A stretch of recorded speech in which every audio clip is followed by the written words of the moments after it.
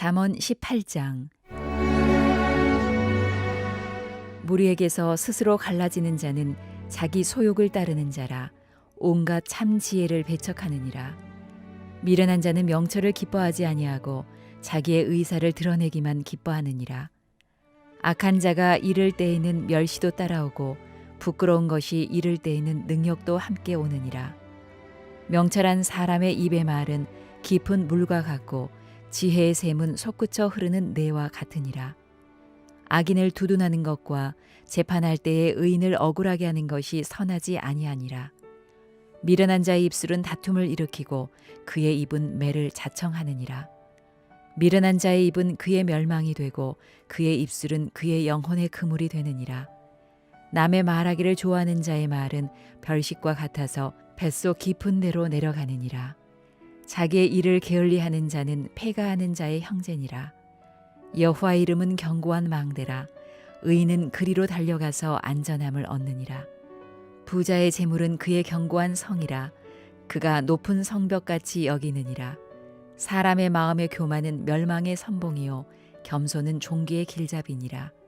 사연을 듣기 전에 대답하는 자는 미련하여 욕을 당하느니라. 사람의 심령은 그의 병을 능히 이기려니와 심령이 상하면 그것을 누가 일으키겠느냐. 명철한 자의 마음은 지식을 얻고 지혜로운 자의 귀는 지식을 구하느니라. 사람의 선물은 그의 길을 넓게 하며 또 존귀한 자 앞으로 그를 인도하느니라. 송사에서는 먼저 온 사람의 말이 바른 것 같으나 그의 상대자가 와서 밝히느니라. 제비 뽑는 것은 다툼을 그치게 하여 강한 자 사이에 해결하게 하느니라. 노엽게 한 형제와 화목하기가 견고한 성을 취하기보다 어려운즉 이러한 다툼은 산성 문빗장 같으니라. 사람은 입에서 나오는 열매로 말미암아 배부르게 되나니 곧 그의 입술에서 나는 것으로 말미암아 만족하게 되느니라. 죽고 사는 것이 혀의 힘에 달렸나니 혀를 쓰기 좋아하는 자는 혀의 열매를 먹으리라. 아내를 얻는 자는 복을 얻고 여호와께 은총을 받는 자니라. 가난한 자는 간절한 말로 구하여도 부자는 엄한 말로 대답하느니라. 많은 친구를 얻는 자는 해를 당하게 되거니와 어떤 친구는 형제보다 친밀하니라.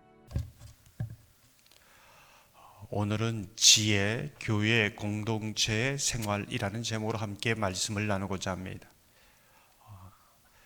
잠언서를 보면 지혜가 우리의 삶의 다양한 영역에서 어떻게 행하는 것이 지혜로운 삶인가를 보여주고 있습니다. 오늘 본문을 보면 그 다양한 생활 가운데 교회 안에서의 신앙생활은 어떻게 하는 것이 지혜로운가, 이제 이것을 말씀해 주고 있습니다. 1절을 보면 이렇게 말씀합니다. 무리에게서 스스로 갈라지는 자는 자기 소욕을 따르는 자라. 온갖 참 지혜를 배척하느니라. 교회 공동체 생활에서 지혜로운 삶은 어떤 삶인가? 교회 공동체, 이 무리 안에 함께 거하는 사람이다. 오늘 말씀을 보면 스스로 공동체에서 갈라지는 것, 그것은 자기의 소욕, 자기 욕심 때문에 갈라지는 것이다. 이것은 참 지혜가 아니다. 이제 이렇게 말씀하고 있습니다. 한 신학자가 말합니다. 당신은 정말 그리스도인입니까? 정말 당신이 훌륭한 그리스도인으로 성장하기 위해서는 교회 공동체뿐만 아니라 소그룹 안에서 함께 교제하고 서가야 합니다. 이렇게 말을 하지요. 우리 교회는 소그룹 모임을 하고 있습니다. 많은 분들이 참여하고 있지만은 정말 교회 안에서 건강한 그리스도인, 교회 공동체 안에서 함께 성장하고 함께 믿음의 공동체로 서가기 위해서는 우리가 소그룹에 또 이 공동체 안에 머물러야 한다. 이제 이 말씀을 하고 있는 것입니다. 혹여나 여러분 가운데 교회 공동체 가운데 또 소그룹 가운데 머무르지 못하는 사람은 그 가운데 함께 교제하며 성장해 가기를 소망합니다. 오늘 본문을 계속해서 보면 교회 공동체 생활에서 지혜로운 신앙 생활의 삶은 어떤 것인가? 그 안에서 어떻게 생활해야 되는가?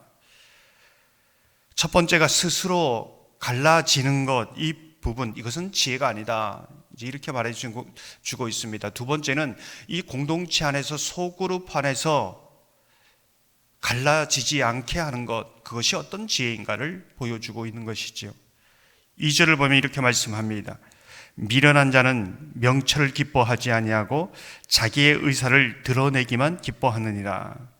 8절을 보면 이렇게 말씀합니다. 남의 말을 하기를 좋아하는 자의 말은 별식과 같아서 뱃속 깊은 데로 내려가느니라. 교회 공동체 안에 머무는 것, 소그룹 안에 머무는 것 너무나 잘하는 것이지요. 참여하는 것은 굉장히 중요한 일입니다. 그러나 참여하고 소그룹 안에 머무는 것만이 지혜는 아니다. 지혜의 첫걸음일 뿐이다. 어떻게 해야 되는가? 오늘 말씀을 보면 자기 의사를 드러내기만 기뻐한다. 그 소그룹 안에서 어떤 분들은 처음부터 끝까지 내 말만 하는 사람이 있습니다.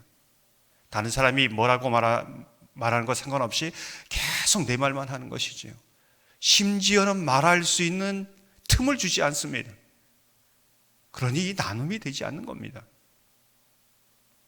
자기 말만, 자기 의사를 기뻐하는 것, 이것은 그 교회 공동체 안에서 또 이 소그룹 안에서 지혜로운 일이 아니다. 이렇게 말씀하고 있는 것이지요.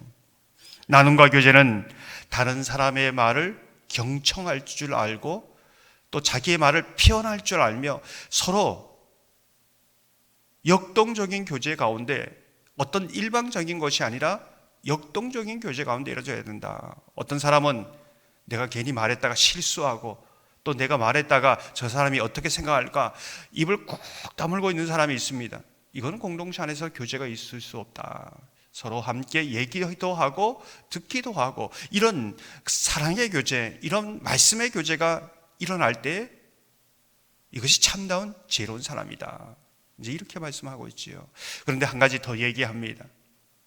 이렇게 교제하고 공동체 안에서 이렇게 얘기하는데 오늘 말씀을 보면은 자꾸 남의 말 하기를 좋아하는 것은 지혜롭지 못하다.